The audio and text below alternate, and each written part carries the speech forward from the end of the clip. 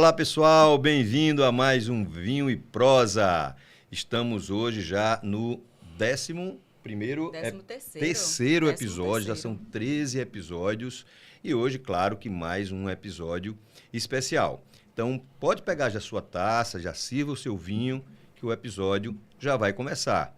Eu sou Augusto César Cruz, do meu lado, nossa querida Ale Alves, e hoje nós temos aqui um convidado super especial, que a Ale daqui a pouco vai apresentar o currículo dele para vocês. É isso aí, a gente tem que lembrar que a Mister Frios, né, que é a nossa apoiadora aqui do podcast. Você esteve na Mister Frios hoje, não foi, Augusto? Tive hoje na Mister Frios. Conta aí o que tem de novidade lá. Olha, lá eles estão... A Mister Frios é fantástica, né? Então, você encontra de tudo lá.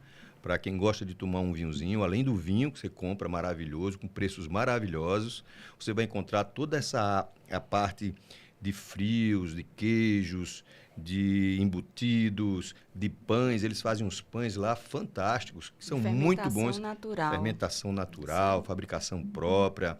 Então, Mister Frios é Eu queria ter uma Mister Frios onde eu moro, lá em Pão de Açúcar ou em Piranhas, para que eu pudesse tomar mais vinhos. Mas que pena que é tão longe. Mas sempre que eu venho aqui, eu dou um pulinho lá. E hoje eu estive lá, Ale. E tem uma novidade lá, muito boa, que eu fiquei louco para adquirir. É um kit da Quinta do Valbon. Não sei se você lembra, naquele Wine Day que teve lá. Sim, lembra que a gente fez a degustação, uma degustação vertical com esses vinhos de Portugal. De Portugal, os 3 rótulos. E esses vinhos agora estão disponíveis para quem quiser adquirir. Eita, então, agora corre lá que só são 3. Só são 3 disponíveis. Já reservei um e os outros 2 ainda estão disponíveis aí para quem quiser adquirir. Passa lá na Mister Frios, fala com o Iveson, diz que viu aqui no Vinho e Prosa. E aí, tenho certeza que ele vai dar um descontinho. Boa. Não é? E vamos falar do nosso convidado, né? Vamos sim. Vamos. A gente está aqui com um queridíssimo, uma pessoa que eu conheço há muitos anos, que eu vou ler o currículo dele, vou falar antes de apresentar. É extenso, viu? É grande, é? É grande, mas também tem história aqui. Tem, né? Olha, ele é engenheiro civil com especialização em engenharia de petróleo e gás, pós-graduado em gestão empresarial, pós-graduado em marketing, pós-graduado em docência para o ensino superior, pós-graduado em gestão industrial. Como executivo, ele destaca-se 8 anos como presidente da Algás, então muita gente já deve saber aí quem é ele. Também ele foi vice-presidente da Associação Brasileira das Empresas Distribuidoras de Gás Canalizado, ABGás. Em sua carreira profissional, registra-se 18 anos como engenheiro de petróleo e gás na Petrobras. Atuou também no mercado como consultor e mentor organizacional e como professor em cursos de pós-graduação. Calma que não terminou, não. Não? Meu Deus do céu. Então... É humanista e entusiasta das equipes de alto desempenho, entende o aprendizado organizacional como sendo o principal esteio da orientação a resultados, experiente em governança corporativa e em gestão estratégica.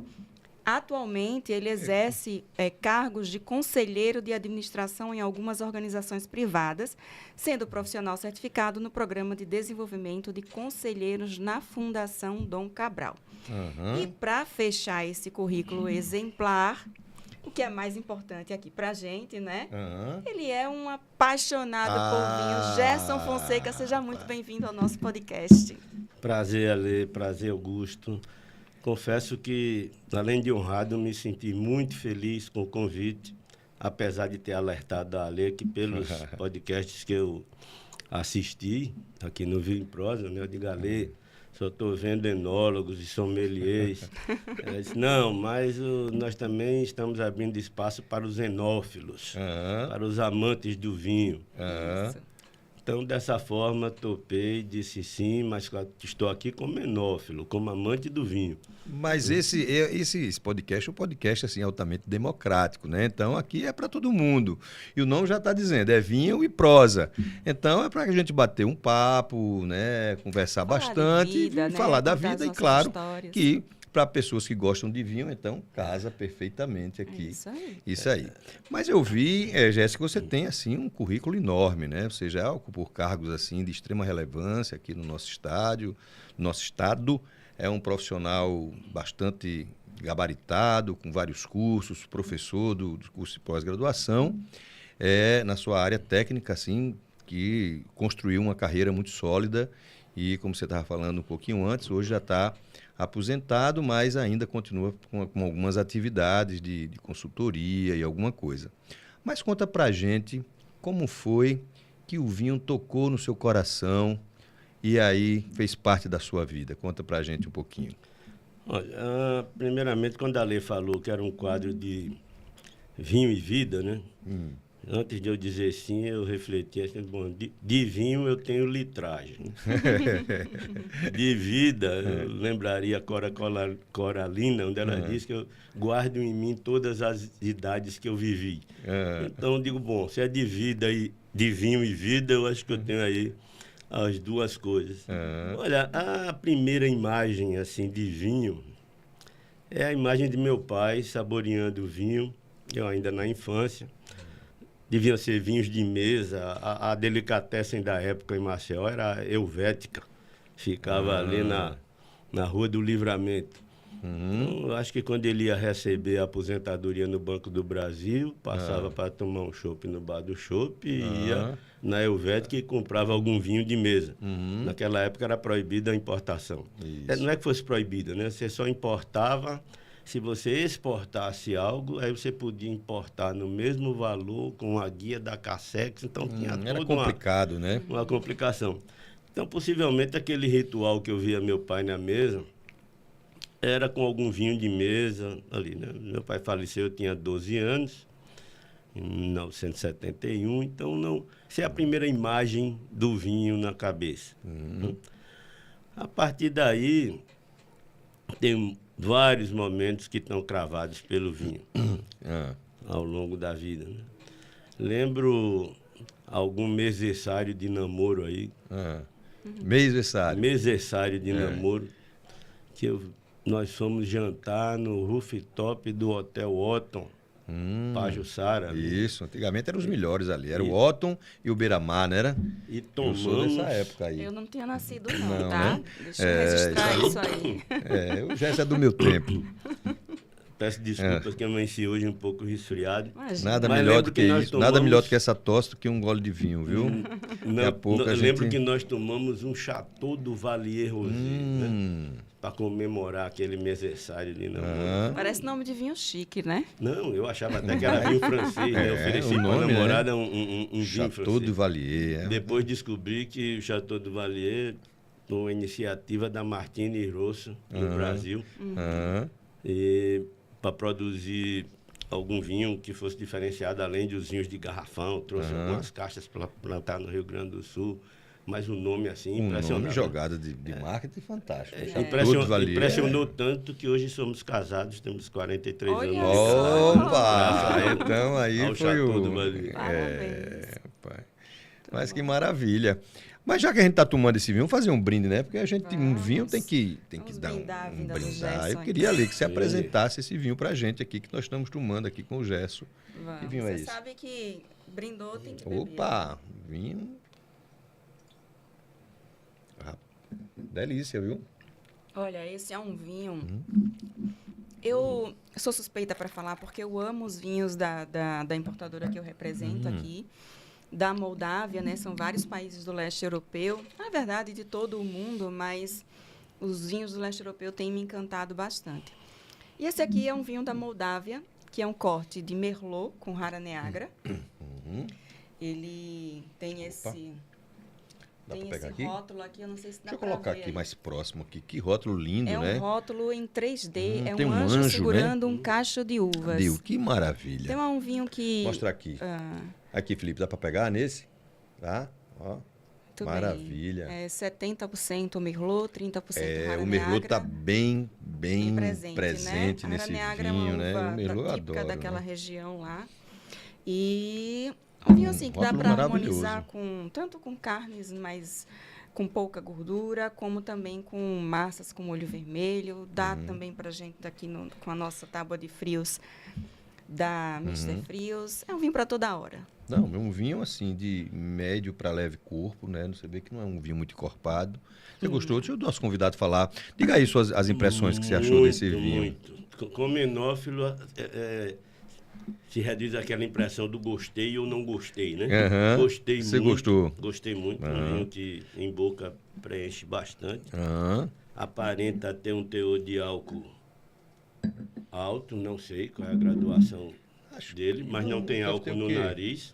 Ele é bem 13. equilibrado. Entre Quanto? 13 e 14% 14%. de graduação Mas alcoólica. ele tem Então, mas não tem um álcool no equilíbrio, nariz. nada. Não... Muito equilibrado, uma permanência além da que eu imaginava, que você disse, vai ser um vinho leve e tal, mas bem permanente. Gostei demais.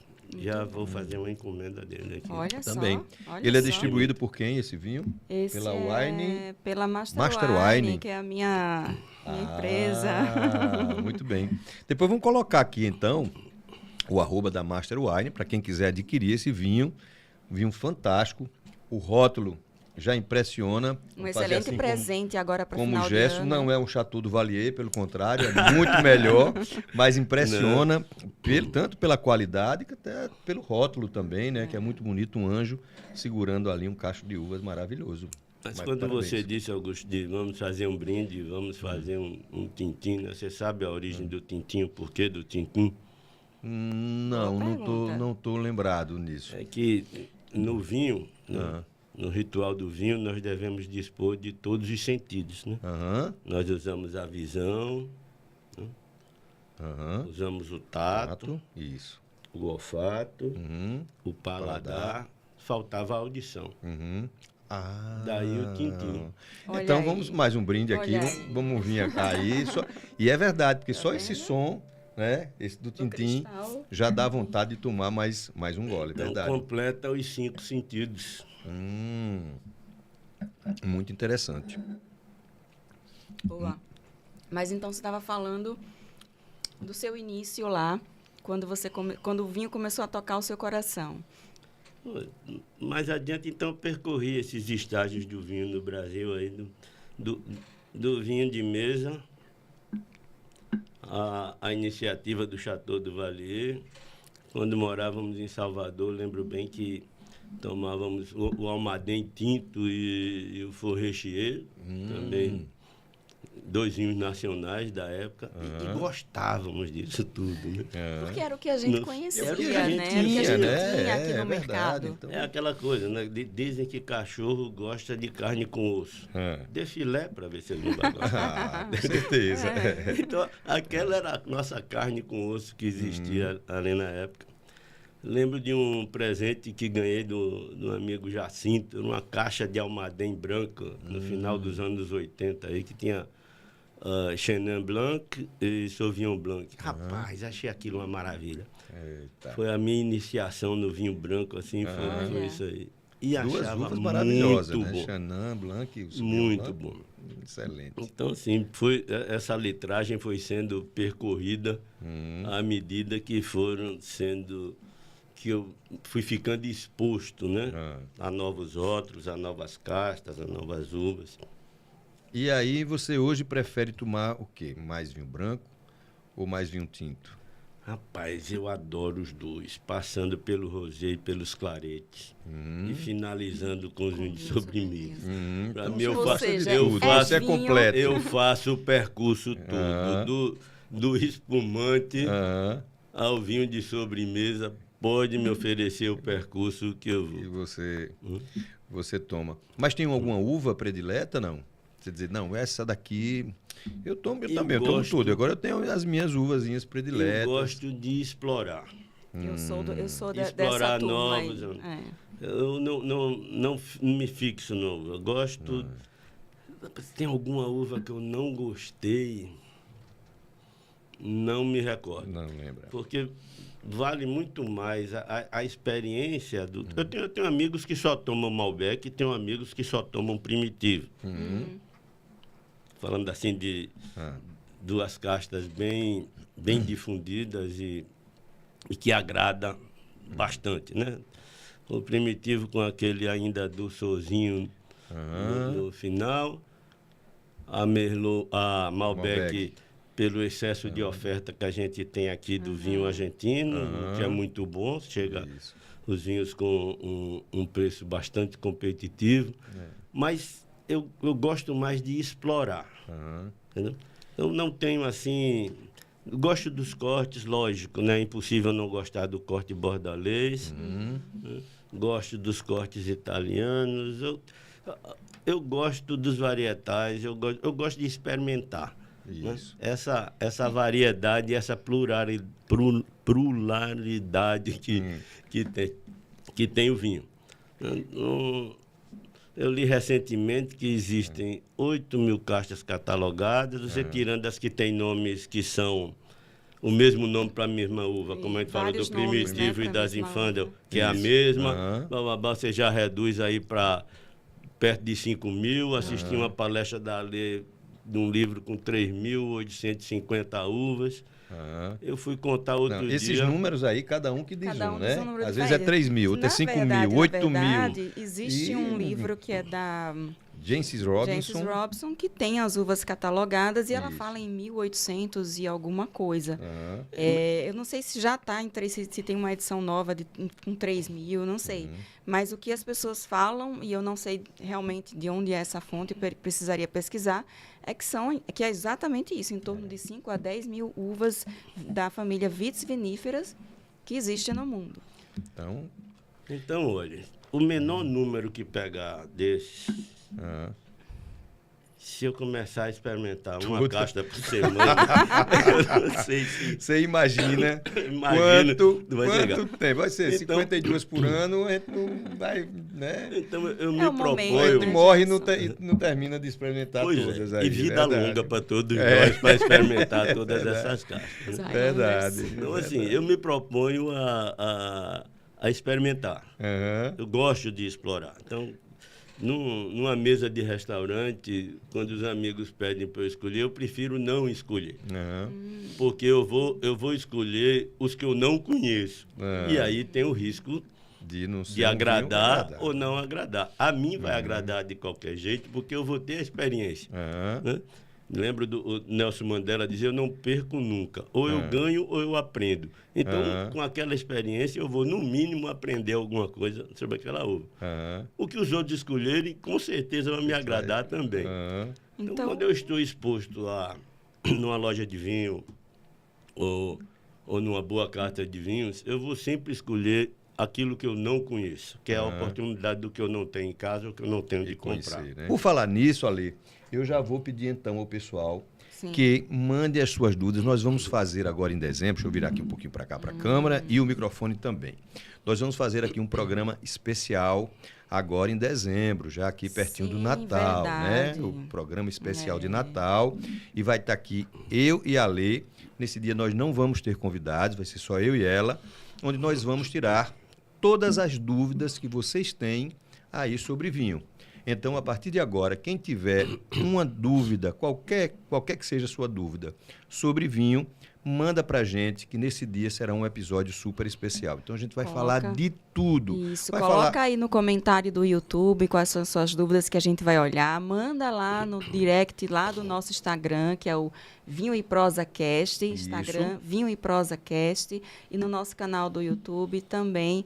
E aí a gente, né, quando for preparar o vai preparar episódio, aqui um episódio super especial. Então a gente vai falar desde como se forma o vinho, né, as perguntas, como é que faz o vinho tinto, como é que faz o vinho branco, como é que se faz um espumante, como sobre é que fica aquela borbulha, o combina com o quê, esse vinho é branco, aliás, esse vinho é tinto, mas esse vinho tinto combina com o quê, não combina com o quê, por que não combina. Então a gente vai falar de uma forma bem simples.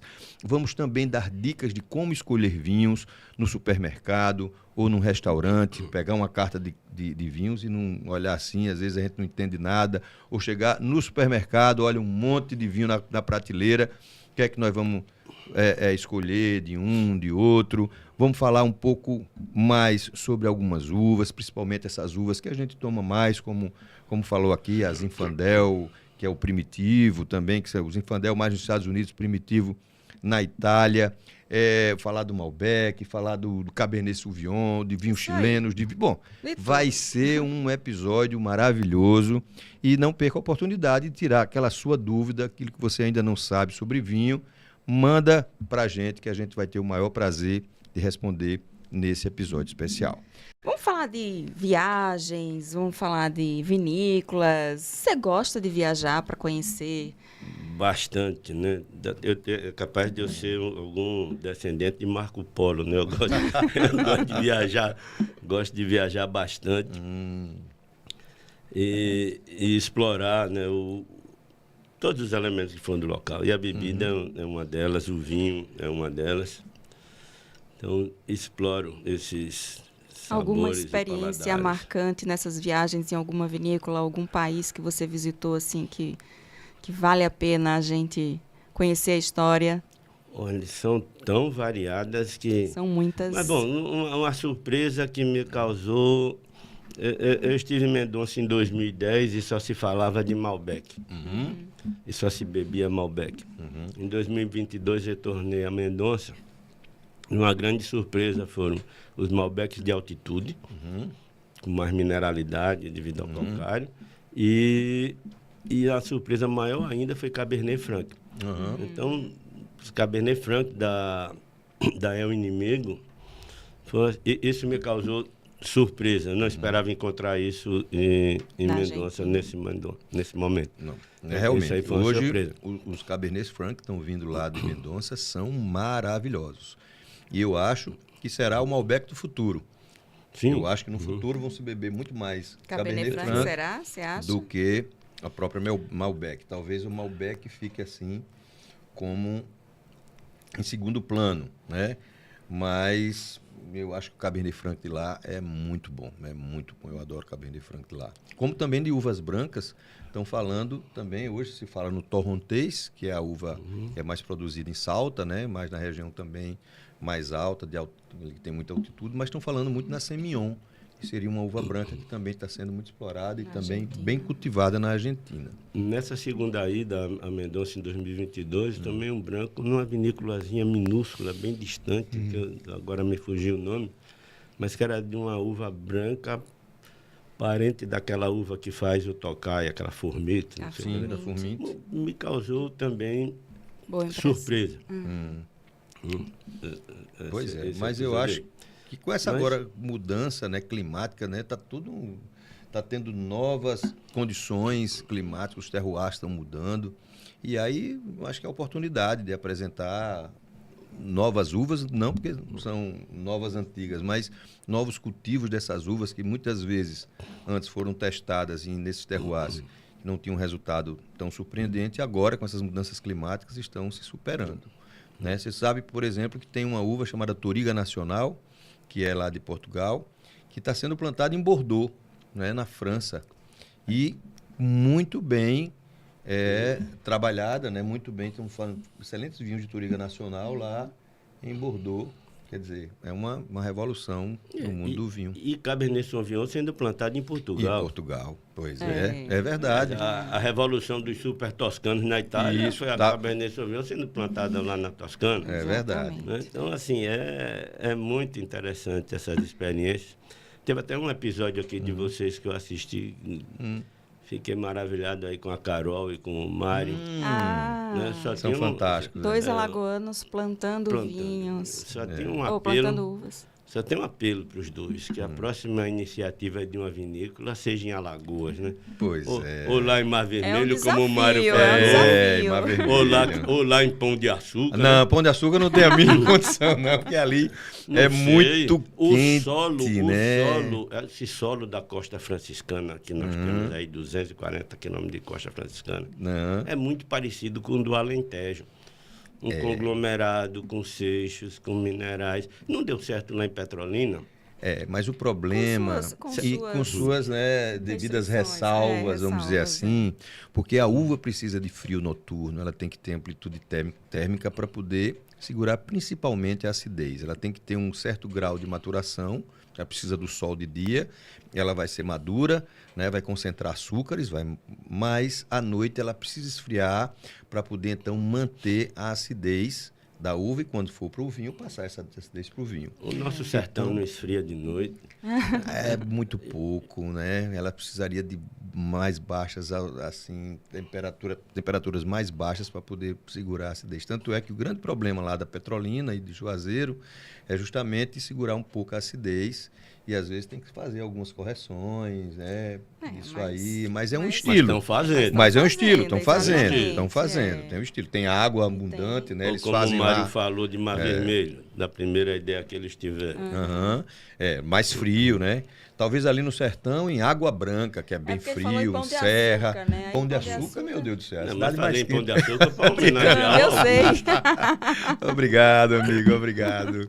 Mas realmente, quem sabe, né? Quem sabe? Vamos ver aí se alguém testa aí um. Augusto, é um uma ali. ideia para você que é de lá, que é investimento aí, botar uma vinícola né? em Pão de Quem Açúcar. sabe? Vamos ver se a gente arruma uns parceiros aí para investir Se tiver a mais. consultoria do Gerson, né? Ah, com certeza, né? Que aí o Gerson é craque aí.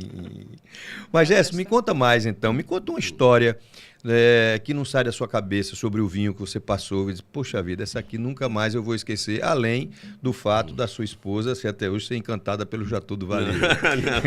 Não, não é encantada pelo Chateau do Vale. Não, se encantou Ela com se encantou você, naquele claro, momento. e no momento também, Hoje ofereceu. o Chateau do Valier, ela ficou encantada. Hoje E aí se ofereci um apaixonou. Chateau do Valier para ela, Ave eu acho que vai Maria. ocorrer o divórcio. Aí tem que ser um Vai ser o Chateau contrário. Mouton Rothschild, tem Vai que ser ter outro, né? um Chateau Latour. Latour, né? Aí sim. Chateau, tem outros chateaus aí.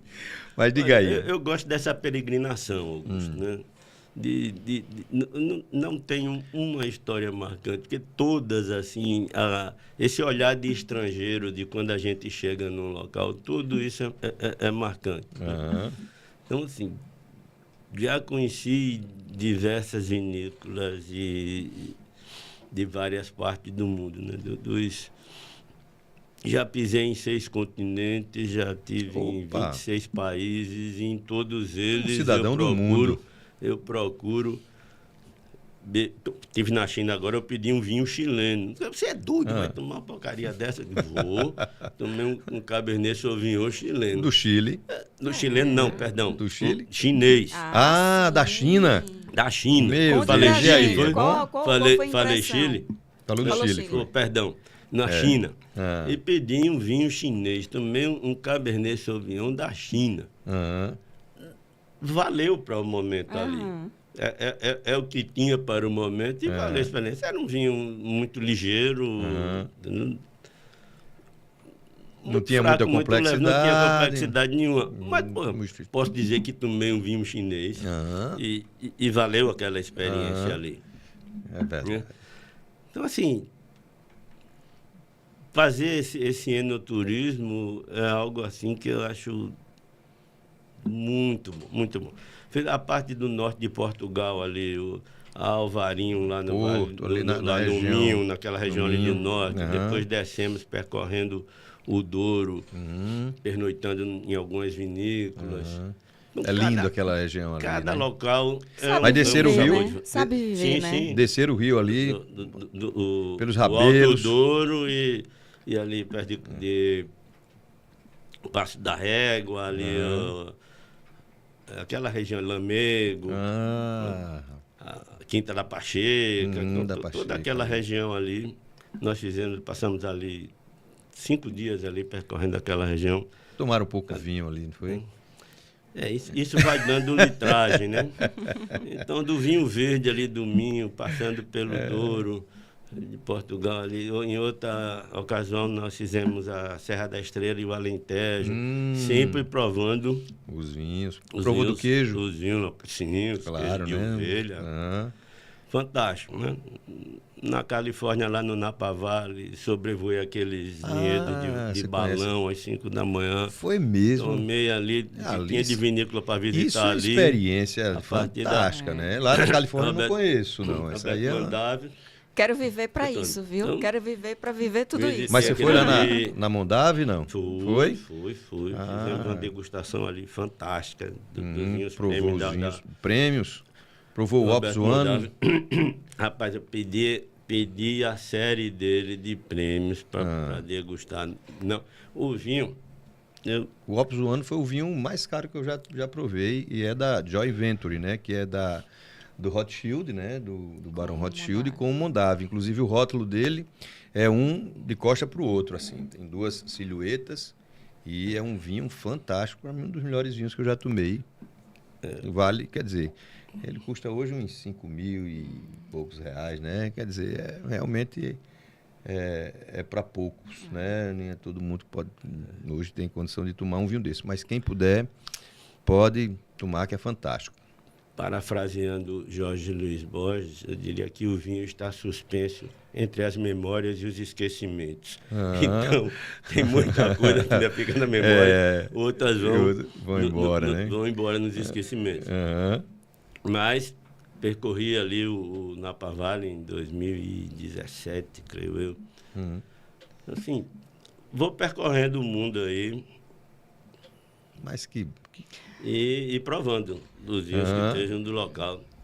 E trazendo alguns também, né? Sempre que Trago pode. mais no sangue e na memória do que na na mala. Tá vendo? Você viu que Gerson...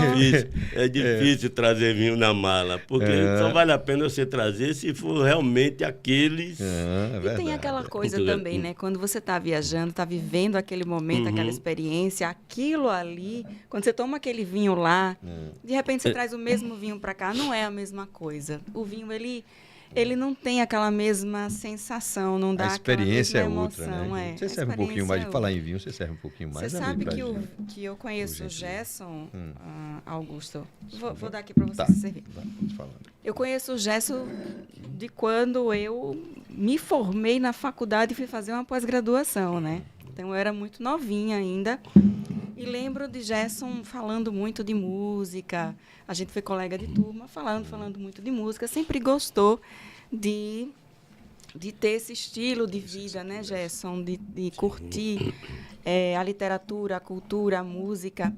E me lembro que ele me apresentou uma música, na época eu não conhecia, você vai lembrar disso, que era de Gal Costa, com Zé Cabaleiro. Zé Cabaleiro ainda sendo lançado naquele período. Sim, Vapor Barato, né? De Honey Baby, né?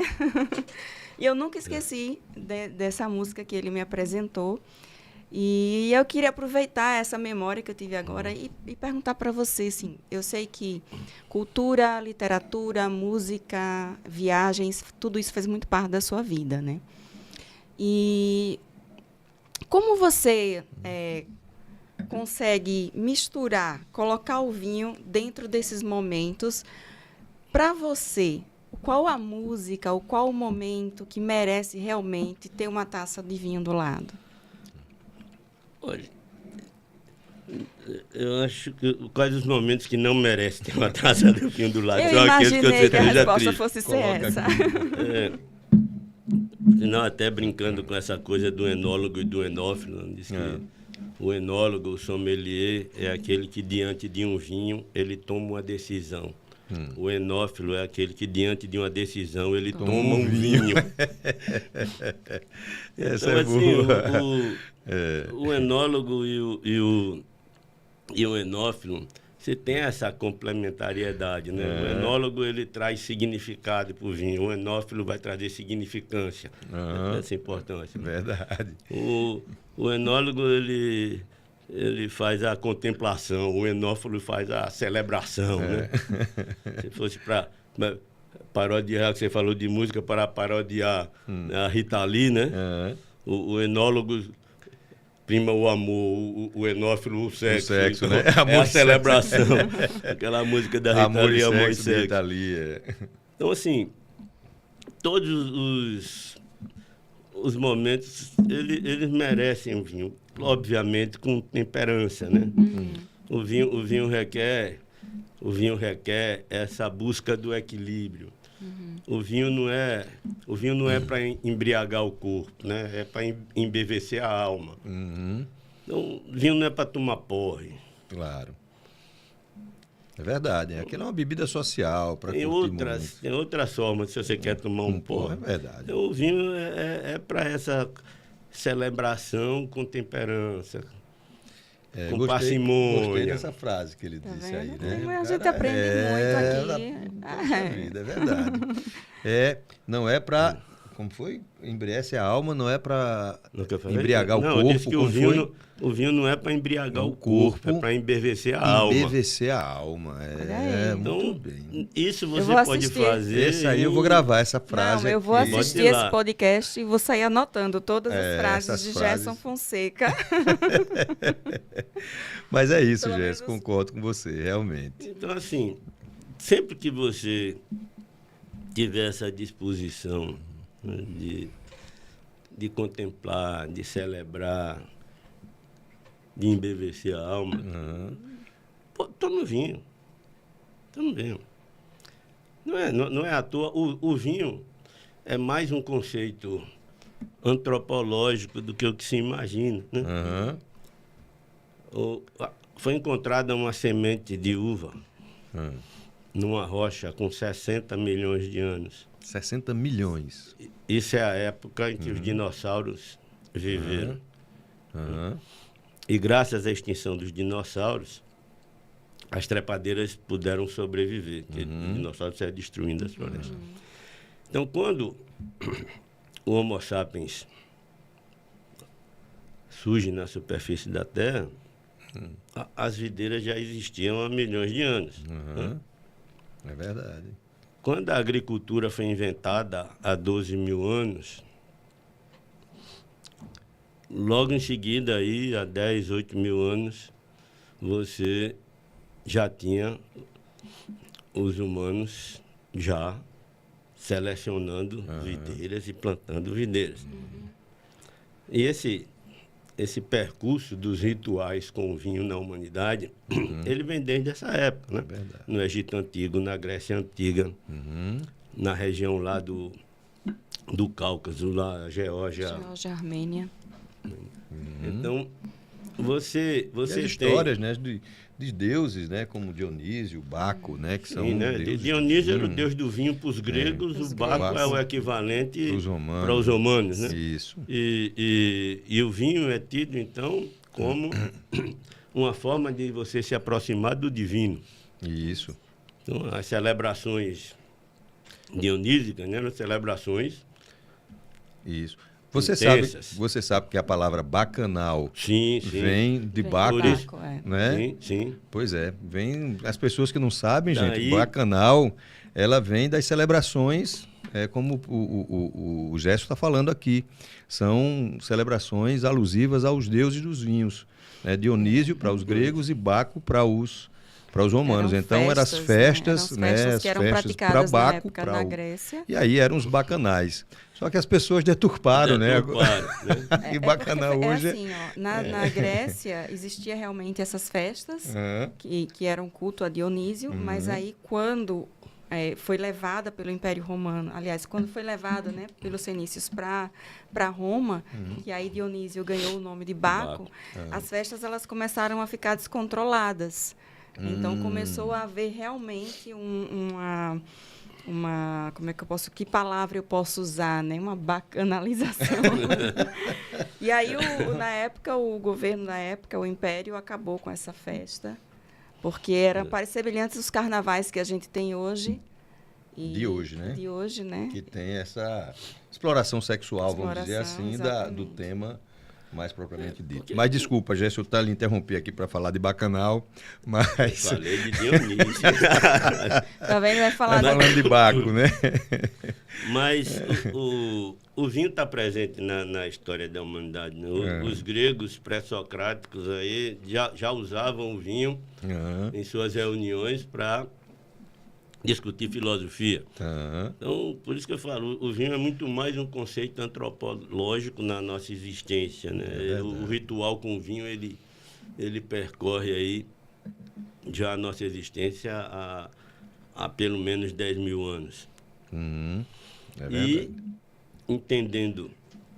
entendendo o vinho como esse elemento da cultura, da sociedade, dos homens, né, dos seres humanos.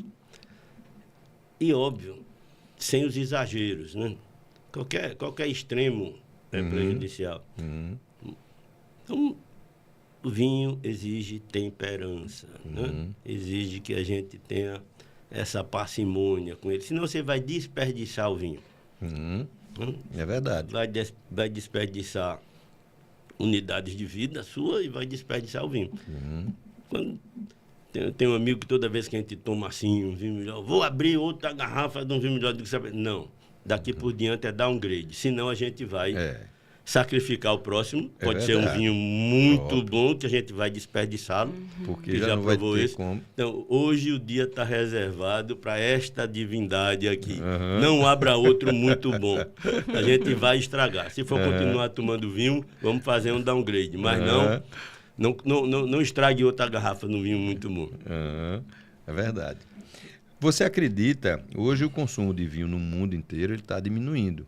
Existe uma campanha, né, muito grande, né, low álcool, agora no álcool, né? Você vê que a Heineken, que é a patrocinadora da Fórmula 1, né, a patrocinadora oficial da Fórmula 1. E quem faz lá a propaganda é o Max Verstappen, que é o campeão mundial e tal. Mas ele fala sempre em Heineken zero álcool. E há um movimento mundial aí com essas questões referentes aos malefícios do álcool para a saúde. E isso gerou uma diminuição do consumo de vinho no mundo. Você acha que isso é uma coisa momentânea ou você acha que isso é uma questão que a longo prazo a gente pode ter realmente problemas, aliado àquelas questões também que as grandes cidades, por exemplo, tem cidades como Bordeaux, onde o crescimento urbano estão invadindo a zona rural, agrícola, né, de produção e plantação de uvas. Como é que você vê o futuro do vinho? Olha, o vinho, de tudo que a gente tem na nossa existência, é a coisa mais perene que já existiu. A gente está falando aqui, logo depois da invenção da agricultura, há 12 mil anos, vem o cultivo das videiras, vem as vinhas. Mas tudo na vida, nada na vida é permanente, né? A quarta lei de Buda, a impermanência. Mas, dentro disso, o vinho é a coisa mais perene que a gente tem. Não acredito que o vinho vá desaparecer da história da humanidade. A busca por um equilíbrio no consumo, na degustação, em dar significância ao vinho, isso vai perseguir a humanidade. Os malefícios do álcool em excesso são notórios. Qualquer tentativa de se reduzir isso é válida. Né? O vinho zero álcool, apesar dele não ser vinho, por não atender as características totais do vinho, exatamente, mas ele insere nesses nossos rituais. Você já tomou os algum, que não? não podem beber. Não. Eu também nunca provei. Porque nós não estamos falando do beber ou do não beber. Até porque o não beber nos possibilita perceber realmente quando estamos felizes. Né? Porque às vezes você não sabe se está feliz porque bebeu. Você realmente está feliz. Então, o não beber também é importante. Eu sou a favor do vinho zero álcool, apesar dele não ser vinho, porque ele vai difundir esse conceito e vai inserir pessoas que, por algum motivo, ou não bebe porque não gosta, ou não bebe porque não pode. Nem todos têm a mesma tolerância ao álcool. Verdade. O álcool tem seus malefícios, sim. E ele também, dentro dessa moderação, ele tem seus benefícios. Quando a lei falou de vinho e vida, né? Eu digo, poxa, de vida também eu tenho muitos amigos, né? Amigos que são, assim, além de entenderem de vinho, de gostarem de vinho, são muito altruístas para comigo. E de vida, tem uma senhora, mãe de um amigo meu, que a mãe de cardiologista, é a avó de cardiologista, tem 93 anos, Dona Edi, e toma sua tacinha de vinho todos os dias. Às vezes no almoço, seria uma boa entrevistada para ouvir. Mas está bem ela, sim, está lúcida. Recita poemas em francês, Vamos aprendeu a falar convidá-la, francês né? com 70 Vamos anos. trazê-la O nome aqui. dela? Dona Edi. Dona Edi. Opa, Dona Edi está convidada aqui, viu? Convidada. Vamos ver aí um dia para a senhora vir aqui. E ela conversa tomando conosco uma tacinha de vinho com uma lucidez e uma naturalidade infinda, assim. Não você vai dizer que o vinho fez mal a essa pessoa com 93 anos? Ah, não pode, né? Né? Então, a questão do álcool é uma questão muito séria, que precisa ser encarada a sério, e essas iniciativas, elas são importantes.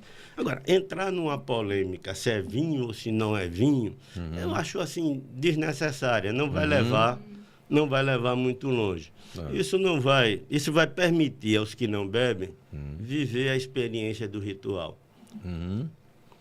Que perfeito. E não vai impedir aos que podem beber de provar um vinho. No meu núcleo familiar, todos os adultos tomam vinho. Né? Cada um ao seu estilo e maneira, né? Meu filho mais velho, Rafael, e Lívia, a esposa, são mais moderados no vinho. Assim. Diego e Luana já tem uma litragem maior e a adega dele é melhor do que a minha. Ah, é? Tem rótulos melhores. Jonatas e Bárbara, Jonatas Moreira do Você tem do quantos Aquábara, filhos? 3. Né? Esposo de Bárbara, eles também já têm mais competência aí no vinho, né? Jonathan do Aquaba? Sim, sim, o Jonatas é? Moreira do Aquábara, casado com minha filha Bárbara. Ah, ele é casado com sua... Eu não sabia que era sua Isso. filha, não. Então, assim, todos os adultos lá de casa tomam vinho. E o neto mais velho, o Arthur, que é filho de Rafael, uma certa vez eu e Herman tomando um vinhozinho lá na casa de Jonatas e Bárbara, no apartamento. E ele chegou para Marta e disse: olha, vovó, olha o vovô ali, ó, ouvindo música, conversando com os amigos, tomando um vinhozinho. Tá no playground dele. É o playground do vovô. Interessante. Mas é verdade. É o parque de diversões nosso, né? Eu adoro também isso. Ele já chegou para mim uma vez e disse: vovô, quando eu puder tomar vinho, eu quero tomar um vinho com você. Ele sabe que vai ter o momento de tomar o vinho. Mas você não vai nunca. No Rio Grande do Sul, até chupetinha com vinho, as crianças davam as crianças, né? Para ir na Itália, na França. Isso, tal. Isso nunca matou ninguém, mas eu também não defendo isso. De jeito nenhum. Você tem a criança em formação, o adolescente, tudo mais. Então, o álcool tem que ser levado muito a sério. Muito a sério. Mas, Augusto, eu creio que o vinho tem a sua perenidade na história da humanidade e vai continuar. Também acho. Eu acho que a gente vai e o vinho fica. Não é uma ameaça isso. Eu acho que é uma complementação ao mundo do vinho. Tudo se transforma, né? Tudo se transforma, né? Mas você gosta de tomar vinho assim com a família, né? Sim. Eu também adoro. Com família, com amigos. Para tomar vinho. Ele gosta de tomar vinho. Tomar assim vinho. Como a eu gente. tomo vinho, mas eu tomo hoje mais com a família do que com amigos. Porque até é claro que tem sempre algum amigo que sabe agora que eu sou sommelier e tal, que gosta de vinhos, então dá uma ligada, é para uma indicação de vinho, uma coisa e tal. E às vezes a gente toma um vinho junto, mas eu sempre tomo um vinho com a família. Hoje o consumo do vinho está dizendo lá essa semana lá em casa que é de 2,9 litros por ano. Cada brasileiro toma só isso, né? Eu digo, meu Deus do céu, então isso eu tomo, acho que numa semana. Eu acho que eu tomo talvez litro, mas umas 3 garrafas eu acho que eu tomo por semana, né? Porque às vezes eu abro uma garrafazinha na segunda, tomo uma tacinha ou 2 em casa, só eu e a esposa e tal. Às vezes chega o meu genro, minha filha toma uma tacinha também. Mas no final de semana eu tomo, ao invés de uma tacinha, eu tomo uma garrafinha, mais uma e tal. Sempre bom. Que aí mas eu tomo muito mais em casa, realmente, o vinho do que com os amigos. E sempre acompanhado de uma boa música. Eu tenho um filho que é músico, né? Eu também sou músico, fui músico profissional, hoje eu sou músico amador. Novidade Não sabia, aqui não, na... rapaz, eu gosto e tal. E falar de música, eu soube também que você é um apreciador de música. Qual a trilha sonora que não pode faltar para se tomar um bom vinho? Diga aí. Mas, olha, eu adoro música e não sei tocar nenhum instrumento. Não? Saio do tom em minuto de silêncio, mas eu adoro música. Adoro. Eu gosto muito de jazz, eu gosto muito de MPB. Então, predominantemente, um MPB, uma bossa nova.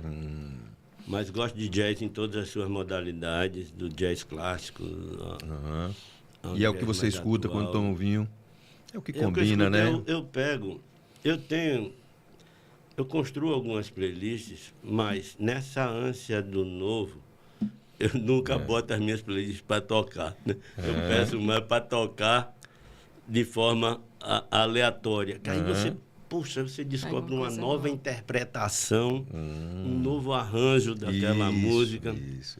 Eu também gosto. Aí eu vou descobrir quem é, pega o Shazam, quem é que está cantando, para descobrir quem é que está dando aquela nova roupagem àquela música, ou uma música nova que está surgindo. Eu gosto demais de música. Assim, a música preenche o ambiente, né? A música preenche as pessoas. Então, você ouvir, tomar um vinhozinho com uma boa trilha musical. É fantástico. É fantástico. Na pandemia tinha muito disso, né? Na pandemia a gente não podia sair de casa.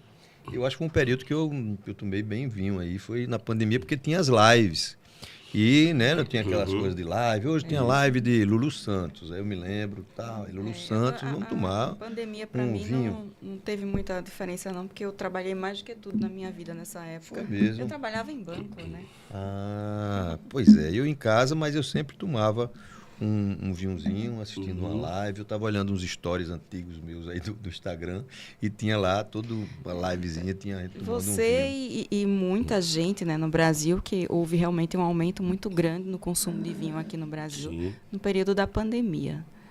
As pessoas escolheram, foi a bebida da pandemia, né? Não podia sair para bar, então era o vinho que se tomava em casa.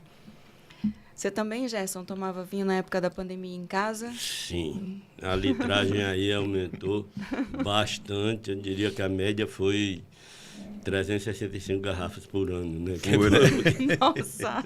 Eu falei da minha média. Qual é a sua média hoje? Todos os dias a gente estava trabalhando online, né, remotamente, mas à noite, assim, eu, minha esposa e minha filha ainda em casa, a gente abria uma garrafinha de vinho e tomava ali um vinhozinho ali de noite, conversando, assistindo as lives.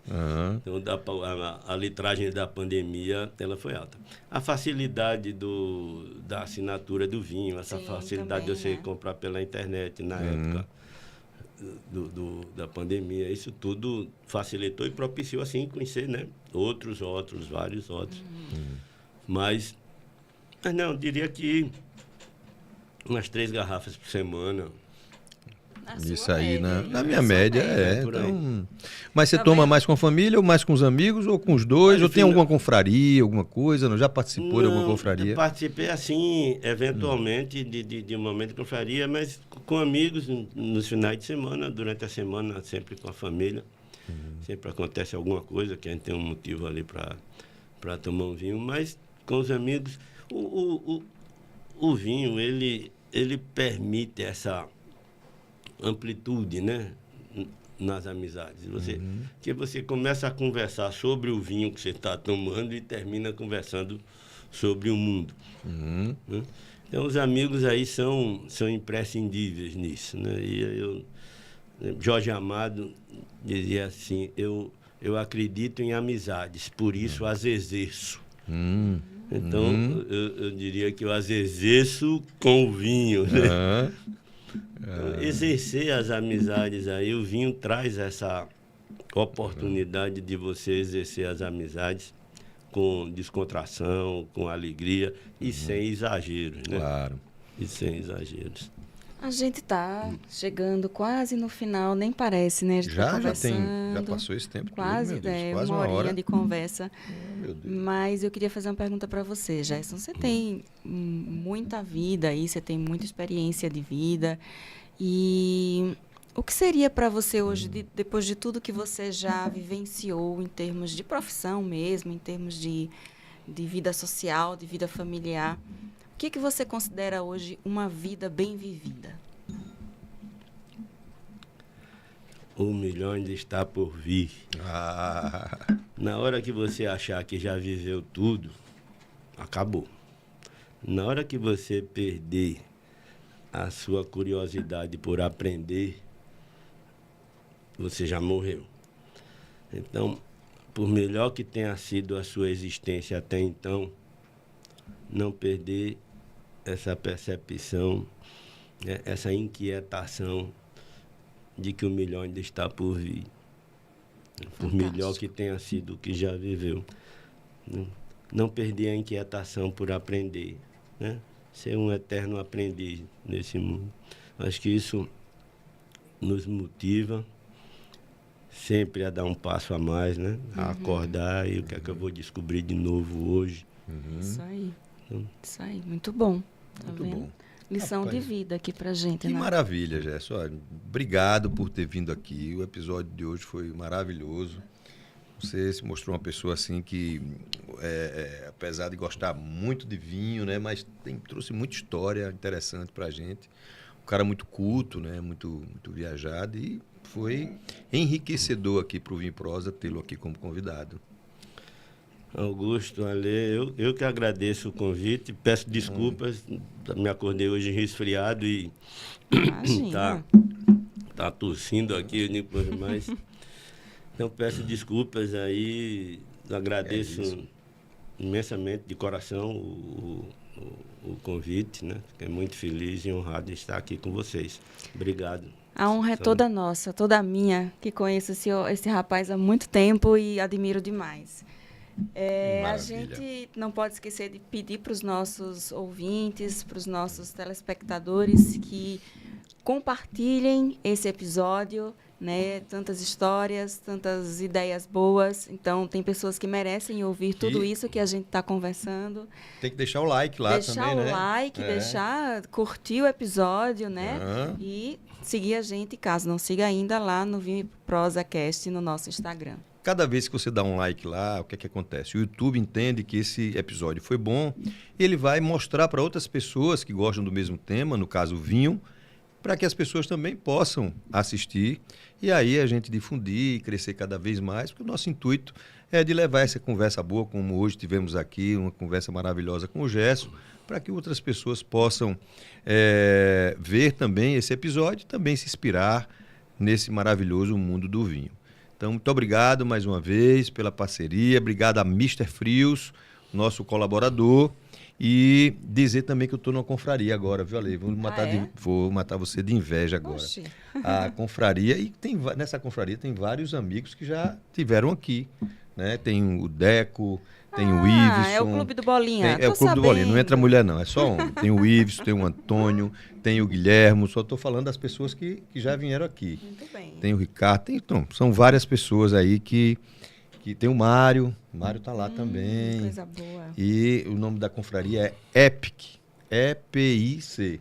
Esse EPIC deixa eu me lembrar aqui, é de estrutura, P de persistência, I de intensidade e C de complexidade. Então, tudo isso, os elementos do vinho. Parabéns aos integrantes da confraria EPIC. E aí, um abraço para todos. Vamos estar juntos todas as terças-feiras, últimas terças-feiras.